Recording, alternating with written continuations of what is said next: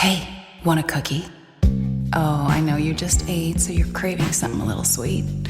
Besides, one cookie isn't gonna kill you. How about half? Just a bite? Bite it. Bite it. Bite it.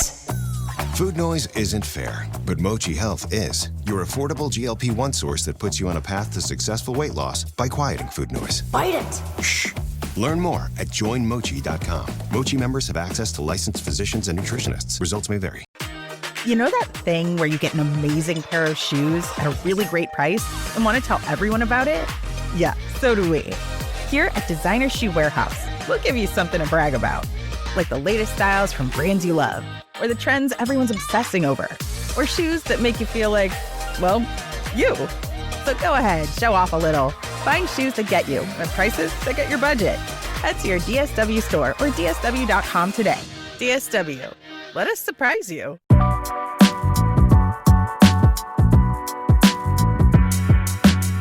In this week's episode of Investies, I'm going to clarify the difference between stock market exposure and being a direct shareholder.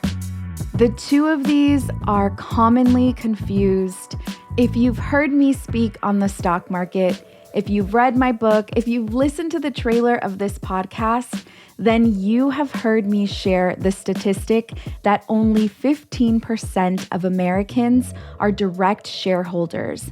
And out of those 15%, only 1% are Black and only 0.5% are Latine. The stock market and economics overall is a topic that I am extremely passionate about, and I want it to be accessible. But I think more importantly, I want us to know that we are more than capable of understanding the system and playing the game. We are more than just consumers. I have been studying data on our community for over 20 years. I feel like I've developed a strong enough perspective to understand where we are mentally and emotionally versus the way society perceives us. And while data on our community was my first passion, I am obsessed with the stock market and economics. The more I explore this space, the more I fall in love with it, but also the more angry I get at the barrier to entry. You're listening to a girl that has not lived with her parents since the age of 12. I was in gangs. I was a mother at 14 years old. I have faced all types of abuse. I was homeless, couch surfing at one point. I developed a drug addiction. It was an attempt to self-medicate. I honestly could go on and on about the experiences that I've had in my life. And I am fully aware that those negative experiences could have directed me towards having a completely different life than the one that I have now. From my personal perspective, the biggest hurdle that I have had getting to where I am today is not seeing any other Latines taking up space in the stock market and in economics. Of course, growing up, I didn't know anyone that was participating in the stock market or talking about economics. I am the first one. And understanding that only 15% of Americans participate in the stock market as direct shareholders makes this an even bigger issue. It makes me wonder why publicly traded companies are public. Who are publicly traded companies public for? For whose gain?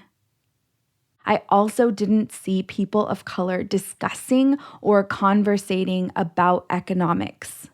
And if I add my personal life experiences and everything that comes with, what I am doing right now feels absolutely impossible. So yeah, of course, it shocks me that this is something that I'm passionate about and that this is something that I'm actually executing.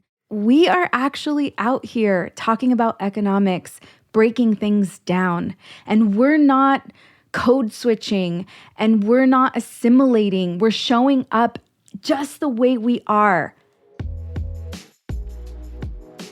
I learned very early on that I was a shame.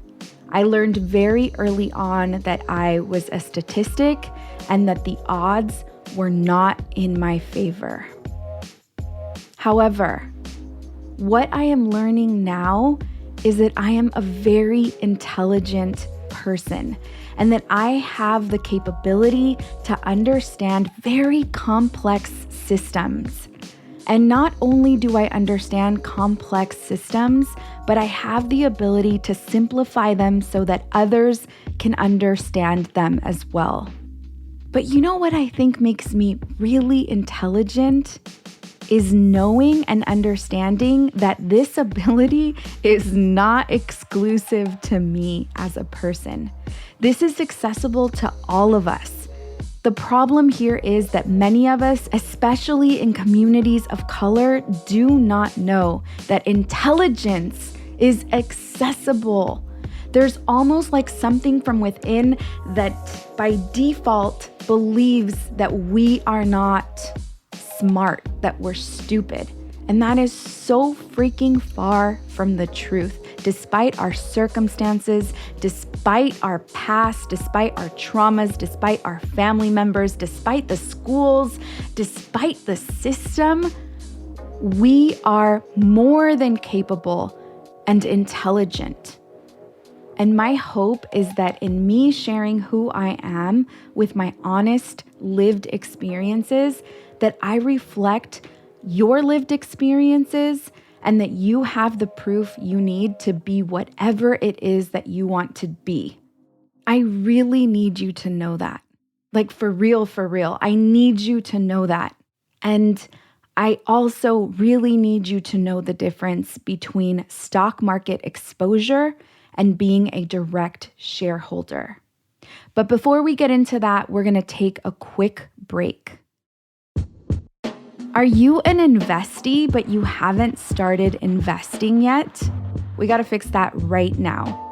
I am holding my next stock market virtually live course on Saturday, November 4th and Sunday, November 5th from 11 a.m. to 4 p.m. Central on both days.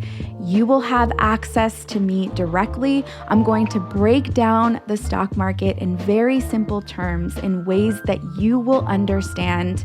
And let me tell you, by the time you're done taking this crash course, you're going to understand the stock market at an intermediate level.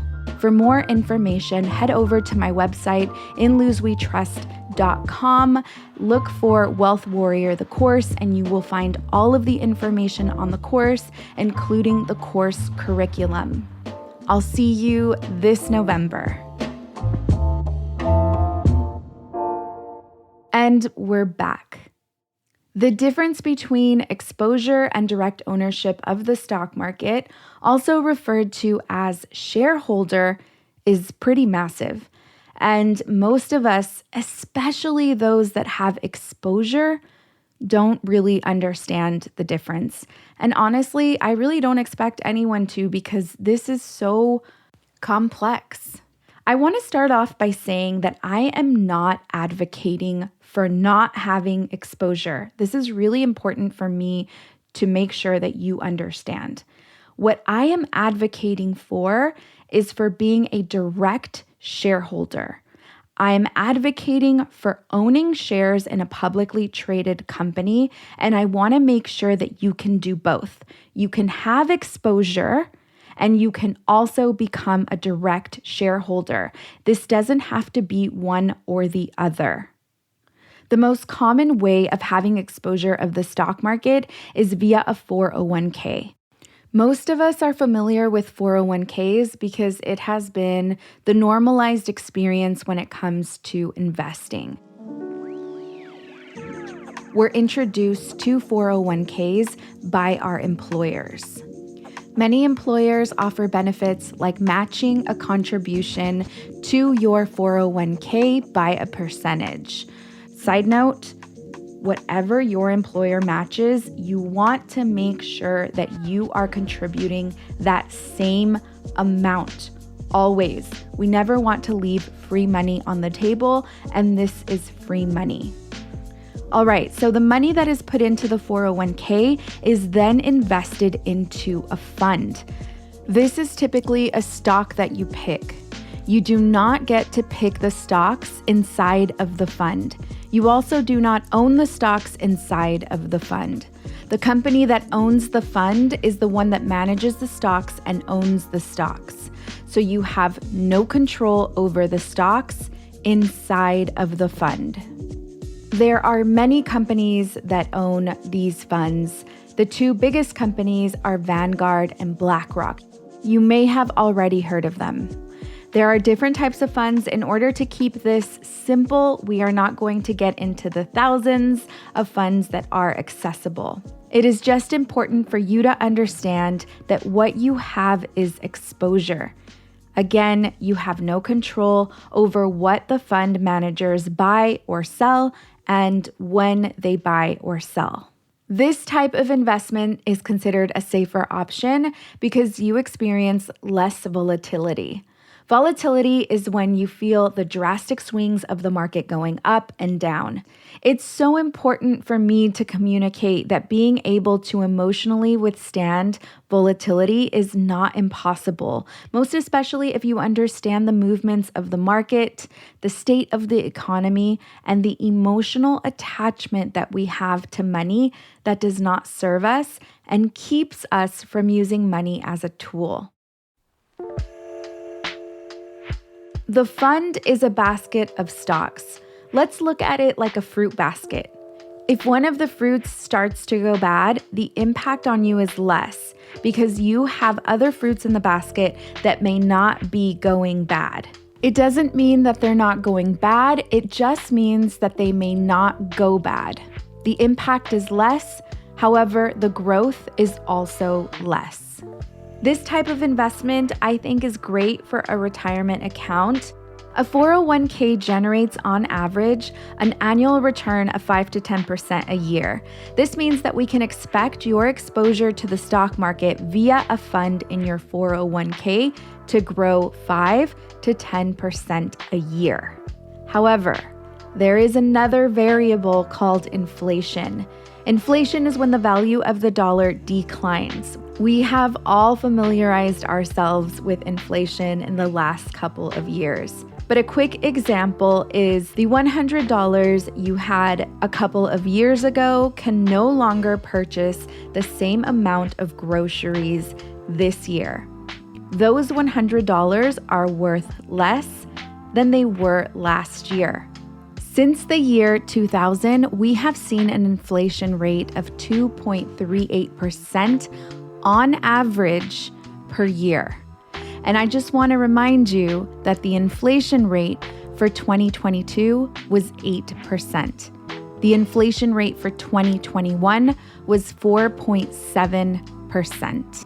If we calculate the inflation rate against our average annual return on our 401k, we are really looking at a return of 2.62 to 5.62% because the value of the dollar has gone down.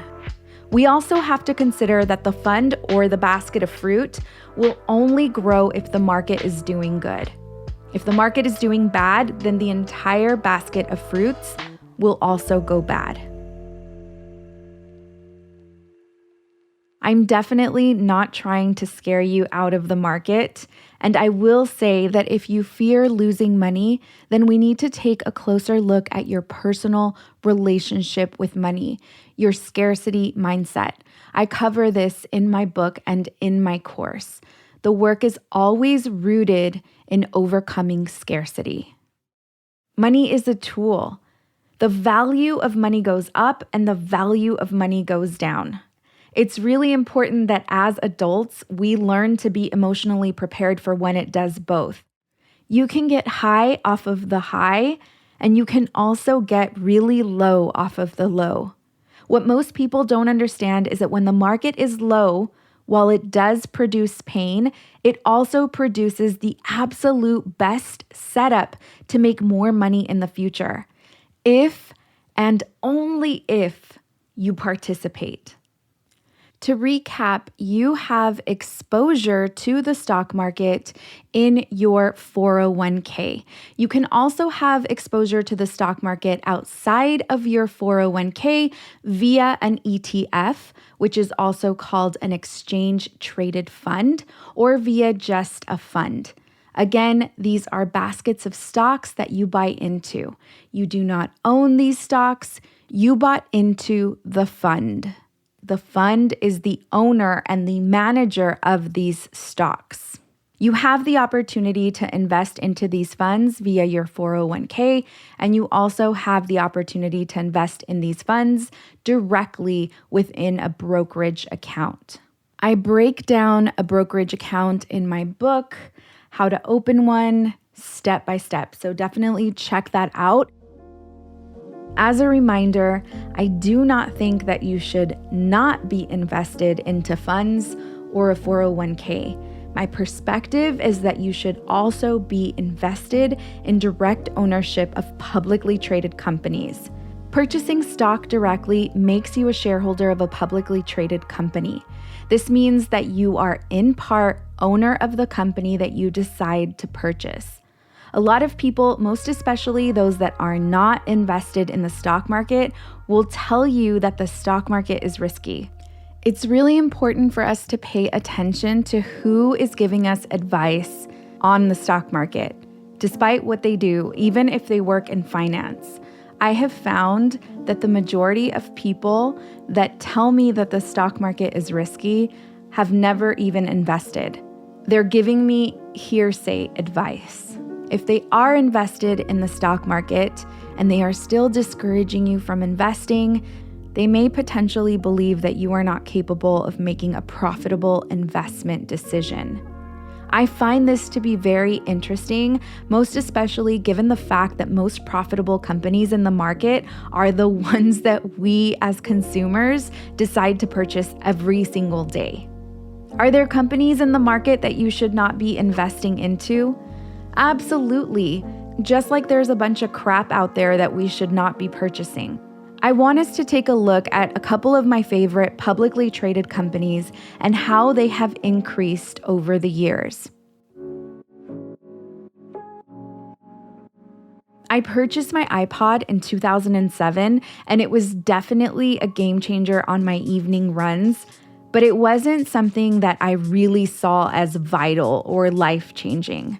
It wasn't until 2012 when I purchased my first iPhone. I was so attached to my freaking BlackBerry that I could never see the day where I would switch.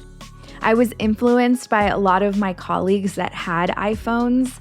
I gave it a shot in 2012, and I will never forget the shift in experience.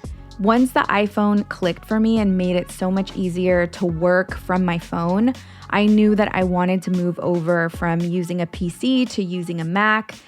And quickly after that, I was only interested in Apple products. Since then, Apple stock has increased over 1,000%.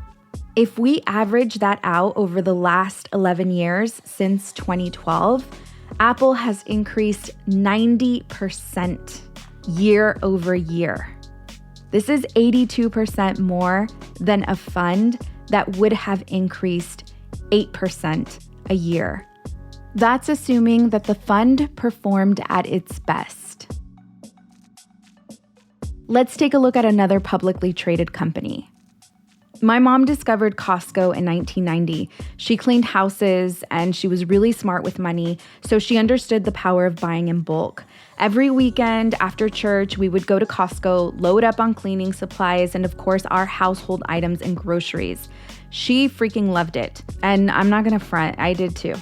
The samples, the hot dog, and the Coke after our purchase, it was just like a ritual. We loved it there. I was 10 at the time that my mom made that introduction. I am also a Costco household, And I'm willing to bet that if Costco is still around by the time my son is an adult, he will most likely also be a Costco household. He loves the samples just like I did when I was little, except he's not getting the glizzy, he's getting the slice of pizza. By the way, did you know that Costco is one of the biggest pizza distributors in the US? Crazy, right?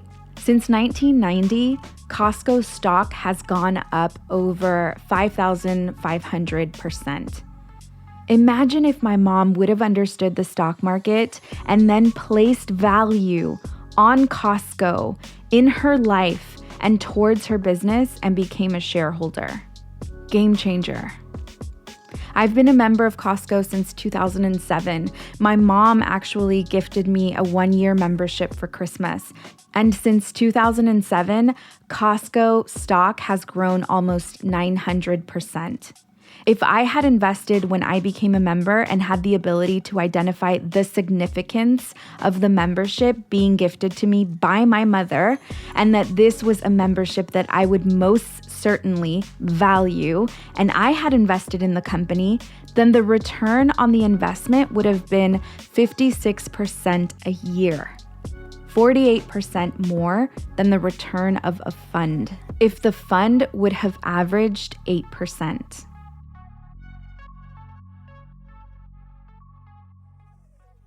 I dare you to look at some of your favorite publicly traded companies to see how much they've gone up from the time that you knew that they were going to be a staple in your life. I dare you to check. The other benefit to owning a publicly traded company is the voting rights that you have. You're able to vote on important issues with the company. Can you imagine the power that we would have if at least 25% of direct owners were people of color? As it stands right now, 90% of direct shareholders are white. And check this, the top 10% of the most wealthiest people in this country own 88.6% of stocks. Why is that? I really want you to think about this. What do they understand that the majority of us don't? Why is the focus for Americans to save for retirement accounts or invest in funds and real estate? Why aren't we learning about direct ownership? These are the types of questions that keep me up at night. I've created so many resources to help us through this process. This isn't about finding a needle in a haystack or a get-rich-quick scheme. This is about understanding this game. This is about the long term. This is about education. This is about economic power. This is about generational wealth. Thank you for listening to this week's episode. If you're enjoying Investies, please head over to Apple Podcasts, rate and review us. Share this episode with friends and family that you feel would resonate. I'm your host, Linda Garcia. Investies is produced by Cosmic Standard and In Luz We Trust. A big thank you to the team, Eliza Smith, Jacob Winnick, Asia Simpson, and Nina Gensler-Debs.